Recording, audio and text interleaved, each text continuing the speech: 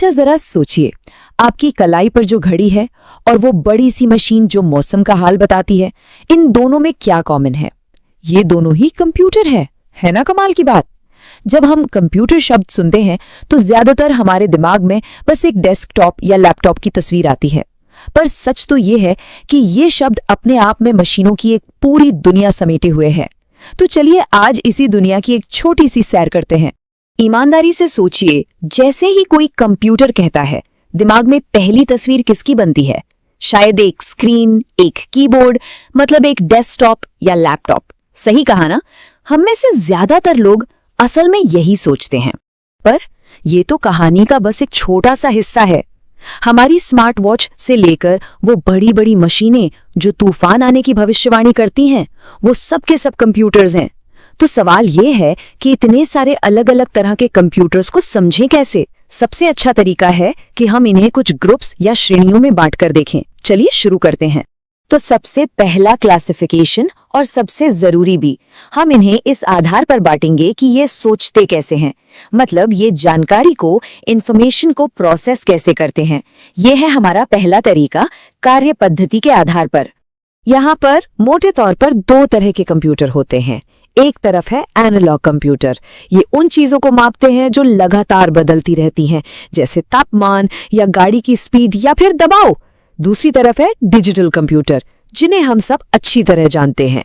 ये हर जानकारी को, चाहे वो फोटो हो या गाना, बस दो नंबरों में बदल देते हैं, 0 और 1। यही इनकी भाषा है। जैसे किसी पुरानी कार का स्पीडोमीटर याद है, जिसमें एक सुई घूमती थी, या फिर दीवार पर लगी वो पुरानी घड़ी, वो सब एनालॉग के बेस्ट एग्जाम्पल्स हैं। और डिजिटल, अरे वो तो पूछिए ही मत। हमारे हाथ में जो फोन है, जो लैपटॉप हम इस्तेमाल करते हैं, ये सब डिजिटली तो हैं। ये तो हमारी दुनिया में हर तरफ है। लेकिन एक सवाल है, क्या हो अगर हमें दोनों की ताकत एक ही मशीन में चाहिए हो? यहीं पर एंट्री होती है हाइब्रिड कंप्यूटर्स की।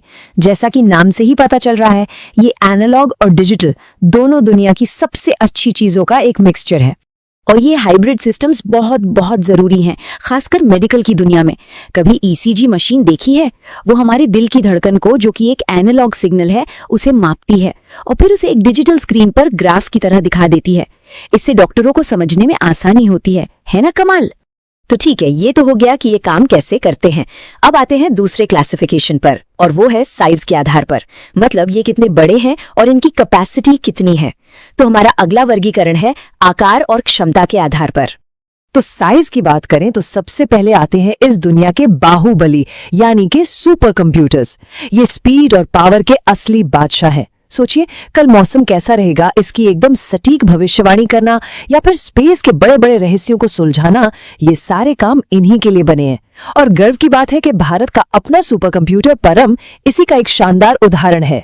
सुपर कंप्यूटर्स से एक कदम नीचे आते हैं मेन फ्रेम कंप्यूटर्स। देखिए, ये भी बहुत बड़े और पावरफुल होते हैं, लेकिन इनकी खासियत सुपर फास्ट स्पीड नहीं है। इनकी असली ताकत है एक ही समय पर हजारों लोगों का काम संभालना। तभी तो बैंक, रेलवे और बड़ी बड़ी कंपनियां आज भी इन्हीं पर भरोसा करती हैं। अब मेन फ्रेम और जो कंप्यूटर हमारे घरों में हैं, उनके बीच में भी एक कैटेगरी है। इन्हें कहते हैं मिनी कंप्यूटर्स। आप इन्हें एक तरह से बीच का रास्ता समझ सकते हैं। ये मेन फ्रेम जितने बड़े तो नहीं होते, पर हमारे पर्सनल कंप्यूटर से ज्यादा पावरफुल होते हैं। अक्सर मीडियम साइज की कंपनियां या ऑफिस के डिपार्टमेंट्स इन्हें इस्तेमाल करते हैं। और आखिर में आते हैं वो कंप्यूटर्स जो हमारी जिंदगी का हिस्सा बन चुके हैं, माइक्रो कंप्यूटर्स। जी हाँ, हमारा डेस्कटॉप, हमारा लैपटॉप, टैबलेट, अरे हमारे हाथ में जो स्मार्टफोन है वो भी, ये सब इसी परिवार के सदस्य हैं। आज इनके बिना तो जिंदगी सोचना भी मुश्किल है। चलिए अब आते हैं हमारे आखिरी क्लासिफिकेशन पर। ये इस बात पर आधारित है कि कंप्यूटर को बनाया किस काम के लिए गया है, मतलब उसका मकसद क्या है, उसका पर्पस क्या है।